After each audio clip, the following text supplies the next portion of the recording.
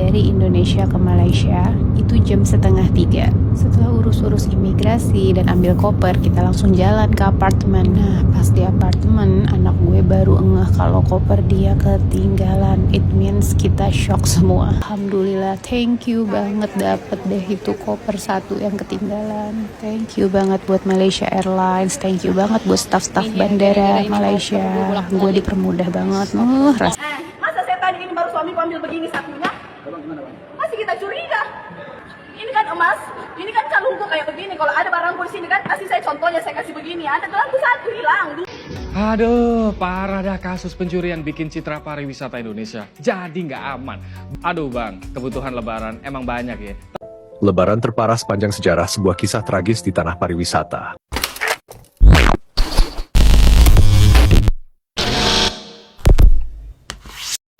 Hai, halo geng. Assalamualaikum warahmatullahi wabarakatuh. Berjumpa kembali dengan saya Zainal Satori. Sebelum video ini saya mulai, gimana kabarnya kalian semua? Semoga semua yang menonton video ini baik-baik saja, dimurahkan rezekinya, selalu berpikiran yang positif dan dijauhkan dari mara bahaya oleh Tuhan Yang Maha Esa. Ini ada salah satu pengakuan yang sangat jujur dari turis Indonesia, wanita Indonesia yang telah berpasangan dan melancong ke Malaysia.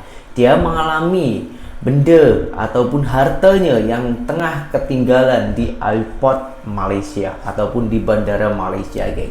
Dan apa yang terjadi? Apakah koper tersebut itu hilang atau pastinya nyaman? Ketertibannya macam mana? Bezakah dengan yang ada di Indonesia? Saya tak mau cakap. Saya nak bukti, nak fakta saat ini. Tas ketinggalan. Baru sampai Malaysia udah ada aja kejadian. Jadi gue mendarat dari Indonesia ke Malaysia itu jam 2:30. Setelah urus-urus imigrasi dan ambil koper, kita langsung jalan ke apartemen. Nah, pas di apartemen, anak gue baru ngeh kalau koper dia ketinggalan. It means kita shock semua. Setelah selesai urusan check-in dan lain-lain, gue sama suami gue langsung balik ke bandara buat nyari koper anak gue. Perjalanannya kurang lebih 1 jam dari Kuala Lumpur ke bandara. Di sini gue langsung tanya security buat gimana cara urus, dan dibantu, dan alhamdulillah thank you banget dapet deh itu koper satu yang ketinggalan. Thank you banget buat Malaysia Airlines. Thank you banget buat staff-staff bandara Malaysia. Gue dipermudah banget. Rasanya sih pengen gue tendang tuh koper. Gue tendang nih, tendang. Sebel banget gue 2 jam bolak-balik buat ngurusin ini doang. Sampai rumah jam 7:30. Tapi sebelum itu gue sholat dulu. Dah, gue bobo gitu aja deh. Lanjut besok, bye-bye. Viral detik-detik penumpang Lion Air namun di masa saya tadi bandara baru suamiku kendali ambil begini mengaku satunya? emasnya hilang di Masih bagasi. kita curiga. Jadi saya buka begini, pas saya buka, ini sudah terbongkar begini. Baru suamiku kaget, kayak suamiku kira ini emasku, saya kan biasa taruh dalam tasku. Dia bilang, suamiku kenapa taruh situ emasmu? Jadi saya disuruh cek. Pas saya buka, ini kan emas, ini kan kalungku kayak begini. Kalau ada barangku di sini kan, kasih saya contohnya, saya kasih begini. Ada gelangku satu hilang, 2 sama cincinku. Kalau tidak salah itu cincinku satu, warna kuning. Ini kan harusnya saya taruh begini, pasti kalau saya ini tadi tidak ada, gelangku yang ini tidak ada. Dan itu gelangku saya baru beli 2 minggu lalu di Jakarta. Jadi saya pasti ingat kan, saya beli dengan ini, gelangku yang ini. 2 saya beli itu, gelangku ini sama itu, sama cincin ini itu saya beli. Itu terus itu cincinnya satu saya beli sama cincin ini saya beli di Peras. Nah itu pasti saya hafal karena saya suka beli cincin. Saya beli emas bukan cuma 1, 2, 3 barang pasti saya ingat. Dari sini kita dah nampak jelas, geng, ya, mana negara yang ketertibannya itu benar-benar dijaga dan mana negara ketertibannya itu hanya dipasang di number saja, patuhi ketertiban, tapi faktanya ramai beberapa emas ataupun benda-benda yang hilang di negara kita Indonesia. Sementara video yang pertama tadi itu sangatlah aman, terbungkus tetap rapi kopernya, ya. Ini Indonesia harus mencontoh Malaysia dalam hal-hal kebaikan ini, geng. Kenapa sih saya selalu membanding-bandingkan dengan Malaysia? Sebab dekat negara jiran kita, Malaysia, itu masih banyak benda-benda ataupun hal-hal yang positif yang harus kita ambil, yang harus kita patut contohi, geng. Contohnya ya macam ini. Inilah, geng, bandara ya, geng. Jadi semua orang di sana, entah itu orang lokal, orang pribumi, ataupun warga asing, ataupun turis, kalau negara kita ini famousnya dengan ketertiban, maka boleh mengundang turis-turis asing, bahkan investor-investor. Lagi-lagi di bulan Lebaran ini, geng, banyak benda-benda pelik di negara Konoha. Yang kemarin itu takbir mengikuti budaya yang ya itulah yang menimbulkan pro dan kontra para netizen.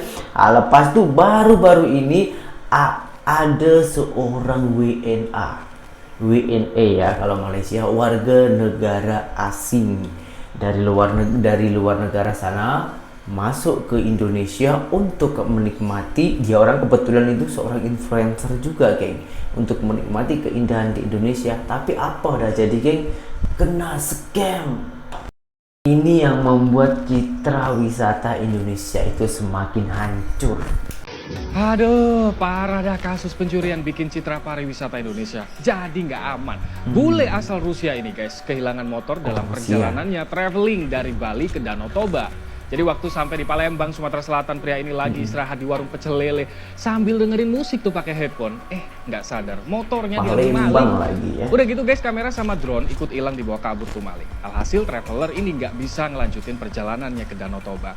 Petugas dari Polrestabes Palembang masih memburu pelaku dengan menyisir sejumlah rekaman CCTV di sekitar lokasi. Sabar, Bang Bule, bentar lagi pasti ketangkep tuh. Kayak pelaku pencurian motor di masjid di Desa Taya, Kabupaten Goa, Sulawesi Selatan ini yang akhirnya juga ditangkep. Tuh, anteng banget ya, ambil motor jamaah yang lagi parkir di masjid. Identitas dan keberadaannya terlacak lewat CCTV. Langsung dah, nggak sampai 24 jam ditangkep di Jeneponto.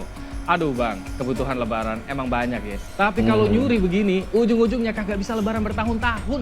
Kena ancaman 5 tahun penjara. Ini media resmi televisi Indonesia, geng. Sudah jelas ini bukan hoax. Dari video ini saya merasa malu dan juga bangga. Malunya kemarin itu terjadi juga di Palembang, curi rendang. Sekarang terjadi lagi, turis dari Rusia kena scam, moto kena curi, peralatan kameramen dan juga drone juga hilang. Ini kalau dibiarkan menimbulkan ataupun merusak citra pariwisata Indonesia, sehingga orang luar negara sana nak pergi ke Indonesia menjadi takut karena begitu banyaknya pungli dan juga pencuri-pencuri macam ini. Saya bangga dengan ketegasan-ketegasan ini, geng. Bukan saya menunjukkan kejelekan ya, tapi ini boleh untuk sebuah pelajaran. Kenapa sih di negara kita saja yang selalunya ada hal-hal macam ini? Ya karena mentaliti kita, rakyat kita tahu, apalagi di bulan Ramadan, di bulan 1 Syawal ini ataupun di hari raya ini memang banyak kebutuhan kita untuk beli inilah itulah, tapi jangan sampai menghalalkan cara, apalagi sampai merugikan orang lain dengan cara mencuri. Itu sangat tidak dibenarkan oleh agama dan juga negara. Nah, di video berikutnya ini ada tajuk yang berbunyi sanggup tragis sekali ekonomi G20. BRICS yang suka gembar-gemborkan kata ekonomi meroket maju, malah banyak industri perhotelan dan pariwisata G20 BRICS, malah warga G20 BRICS ramai-ramai kelaparan. Kelaparan malah miskin. Oh, ini mungkin yang maksudnya ya di bulan Lebaran ini, Lebaran tahun 2025 ini di wisata-wisata Bali biasanya itu panen raya, panen uang karena begitu banyaknya turis-turis dari luar negara untuk masuk ke Indonesia. Tapi di tahun ini merosot karena oknum-oknum. Karena ini isi videonya cukup lama ya, kita tengok dulu bersama-sama dan kita tengok sambil makan rendang dan juga lemang. Jom langsung kita simak videonya. Lebaran terparah sepanjang sejarah. Wah, Ini saya rasa isi videonya sangat menarik dan banyak pengajaran-pengajaran yang harus kita ambil dari isi video ini, geng.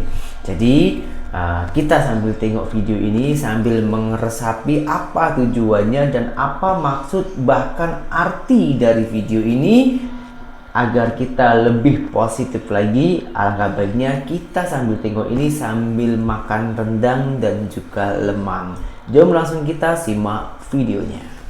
Lebaran terparah sepanjang sejarah, sebuah kisah tragis di tanah pariwisata.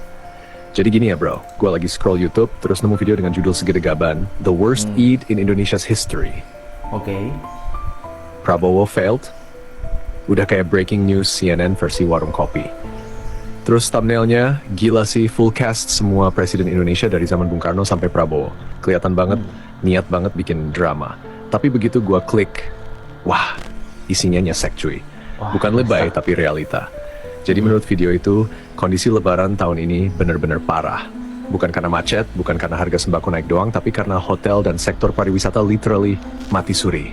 Bayangin ya, okupansi hotel cuma 20%. Itu artinya dari 100 kamar yang keisi cuma 20. Lah itu pun kemungkinan yang nginep pegawai hotel sendiri atau yang salah booking karena kira bakal rame. Dan parahnya, ini terjadi di momen lebaran. Waktu yang biasanya jadi momen panen cuan buat hotel, restoran, travel agent, sampai abang sewa motor di Bali. Tapi sekarang, nihil. Lebih sepi dari taman saat gerimis sore. Kenapa bisa gitu? Nah, di bagian awal video, dijelasin bahwa rakyat menengah ke bawah makin hari makin tabungan makin menipis, bahkan lebih parah dibanding era COVID. Sumpah, kalau dulu orang masih bisa nabung buat staycation, sekarang buat beli beras aja mikir 2 kali. Gaji masuk, langsung hilang buat bayar cicilan, belanja harian, dan bensin yang makin naik tiap Senin. Makanya liburan jadi hal terakhir yang dipikirin. Video itu nyebut pariwisata bukan kebutuhan premier, alias bukan prioritas utama. Betul sih, jalan-jalan itu kebutuhan tersier, bukan primer. Tapi kalau sektor pariwisata sampai ngos-ngos-ngosan kayak gini, artinya ekonomi kita udah bener-bener sekarat.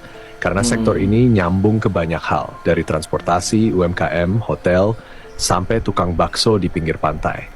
Lanjut lagi, Ya, disebut juga bahwa kena. biasanya 2 minggu sebelum lebaran, hotel udah penuh. Tapi sekarang, sampai detik terakhir, masih kosong. Tahun lalu, bisa sampai 50% okupansi. Tahun ini anjlok ke 20. Itu bukan turun bro, itu jatuh bebas. Terus si narator bilang dia happy sebagai investor saham pariwisata. Lah gimana ceritanya? Dia bilang gampang diprediksi, naik turunnya bisa dibaca. Tapi ya, kalau prediksi lu bener, kenapa banyak pelaku wisata yang nangis sekarang? Jangan-jangan lu cuan dari mereka yang rugi ya? Yang bikin makin menarik adalah cara narasi ini dibalut drama politik. Seolah-olah semua ini terjadi karena Prabowo. Wow. Padahal masalahnya jauh lebih kompleks. Ini bukan soal siapa presidennya, tapi gimana kebijakan ekonominya. Kalau duit rakyat udah habis buat bertahan hidup, ya jangan harap ada yang mikir buat healing, tapi deh lebih gampang nyalahin figur politik daripada introspeksi sistem. Rakyat disuruh sabar, pelaku usaha disuruh kreatif. Tapi elitnya masih aktif debat di podcast. Indonesia itu kaya iya, pariwisata kita indah, no doubt. Tapi kalau ekonomi rakyat kecil makin sesak, ya keindahan itu nggak bakal ada yang nikmatin. Hotel kosong, pantai sepi, tiket promo pun lewat doang. Jadi pertanyaannya bukan siapa yang salah, tapi kenapa kita nggak belajar dari tahun-tahun sebelumnya. Dan yang lebih penting, sampai kapan kita bakal terus bikin drama lebaran setiap tahun cuma karena ekonomi makin nggak jelas arah. Lebaran kosong, hotel sepi, rakyat nangis ya, kenapa begini? Bro, logikanya gini ya, kalau kita ngomongin high season di Indonesia, pasti lo langsung mikir, Natal, Tahun Baru, liburan sekolah, dan tentu aja Lebaran. Nah, Lebaran tuh harusnya jadi momen panen buat semua sektor pariwisata. Harusnya ya, should be, terjadi ledakan demand, harga hotel naik, tiket pesawat susah dapet, restoran rame, tempat wisata full. Pokoknya vibes liburannya berasa. Tapi, kenyataannya, nihil. Kosong, sepi. Lebih sunyi dari kamar kos tanggal tua. Padahal logikanya gampang. Natal dan Tahun Baru udah lewat, orang-orang udah pada ngaso, ganti tahun udah aman. Sekarang giliran Lebaran harusnya jadi waktu orang healing bareng keluarga. Anak sekolah libur, orang tua cuti, semua siapin koper. Tapi kok yang kejadian malah sebaliknya. Alih-alih hotel penuh, malah yang rame tuh. Keluhan, yang ada bukan suara tawa di kolam renang, tapi suara keluh kesah di warung kopi. Bukannya booking kamar, malah booking utang. Ini bukan cuma out of prediction, tapi udah kayak plot twist sinetron jam 12 siang. Oh, Bro, ini udah bukan soal kenapa sepi, tapi kenapa kita nggak nyangka. Masa ya negara dengan branding pariwisata unggulan bisa segini dropnya pas momen segede lebaran. Harusnya kan analis-analis ekonomi bisa prediksi tren ini. Tapi kayaknya semua ke-distract sama campaign politik yang tiada henti. Parahnya ini semua disebutkan dalam video dengan ton analisis yang katanya udah dipost di Instagram. oke. Analisis yang bilang seharusnya lebaran menciptakan demand tinggi. Betul sih. Tapi kalau rakyatnya nggak punya daya beli, ya demand tinggal jadi impian. Harga-harga naik, ya. Tapi okupansi hotel tetap 20%. Tempat wisata tetap lengang. Dan lo tahu yang paling ngeselin? Ada yang bilang ini semua bisa diprediksi. Lah kalau bisa diprediksi, kenapa lo masih kaget pas lihat data? Jangan-jangan yang diprediksi itu cuma followers naik gara-gara video kontroversial. Oh, wow. Indonesia harusnya belajar. Pariwisata itu bukan soal promosi doang, tapi soal kemampuan rakyat buat nikmatin. Kalau isi dompet makin tipis, ya destinasi eksotik kayak Raja Ampat pun cuma jadi wallpaper HP. Dan buat lo yang masih percaya bahwa semua akan indah pada waktunya, well, semoga waktunya bukan pas rakyat udah keburu nyerah. Karena sekarang yang indah cuma thumbnail YouTube-nya. Isi Wow. videonya, realita pahit bro. Lebaran tahun Iya, ini bukan tentang baju baru atau opor ayam, tapi tentang perut kosong dan kamar hotel yang nggak ada tamu. Aduh, ya ada. Yang naik cuma harga, bukan harapan. Lo tahu nggak sih, yang naik bukan cuma harga hotel sama tiket pesawat, tapi juga ekspektasi orang-orang yang kerja di sektor pariwisata. Mereka udah mikir, wah ini nih momen comeback. Kayak atlet veteran yang udah lama vakum, siap gas lagi. Tapi kenyataannya, yang balik bukan pelanggan, tapi kekecewaan. Dan lo tau yang paling tragis? Gua kasih lo analogi gini deh. Negara udah kayak siapin panggung konser, lighting udah nyala, mic udah on, artis udah siap tampil. Tapi penonton nggak ada. Karena apa? Karena tiketnya kemahalan dan penontonnya lagi ngirit karena dompet udah bolong. Bahkan anak-anak sekolah yang biasanya paling excited buat liburan aja sekarang disuruh diem di rumah. Bukannya main ke pantai, malah nonton YouTube drama keluarga atau ngerjain PR online. Semua karena satu hal. Duit rakyat menipis, ekonomi rakyat tercekik, dan harapan buat liburan tinggal sisa di wishlist Tokopedia. Macam inilah dampak perilaku rakyat kita sendiri yang selalu merugikan turis-turis dari luar negara, ya, sehingga turis-turis dari luar negara yang mau ke Indonesia, yang biasanya memenuhi wisata-wisata Indonesia, memenuhi hotel, warung makan, kuliner-kuliner, dan lain-lainnya itu penuh, kini sunyi, sepi. Karena apa? Karena tingkah laku kita sendiri, sehingga turis luar negara itu nak masuk ke Indonesia jadi takut. Jadi apa pelajaran hari ini? Kita harus rubah mentality kita. Kita contoh Malaysia. Malaysia yang selalu kau hina, yang selalu kau hujat, kau rendahkan. Tapi dia orang selalu senyap, tak pernah menjawab sikit pun. Misal pun ada menjawab, mungkin hanya di balasan komentar. Dia tak sampai membuat video-video ataupun memberikan fakta yang merugikan orang lain. Kita contoh ketertiban di sana itu macam mana. Kebijakan-kebijakan dari kerajaan Malaysia benar-benar diterapkan, bukan hanya tengok data, tapi juga tengok fakta. Itu yang penting. Jangan sampai Indonesia yang kaya raya ini masyarakatnya kelaparan karena UMKM dari turis asing. Sekian, terima kasih dari saya. Assalamualaikum warahmatullahi wabarakatuh. Apabila ada tutur kata saya yang kurang baik ataupun yang salah, saya minta maaf sebanyak-banyaknya dan berjumpa kembali di video saya yang berikutnya. Bye bye.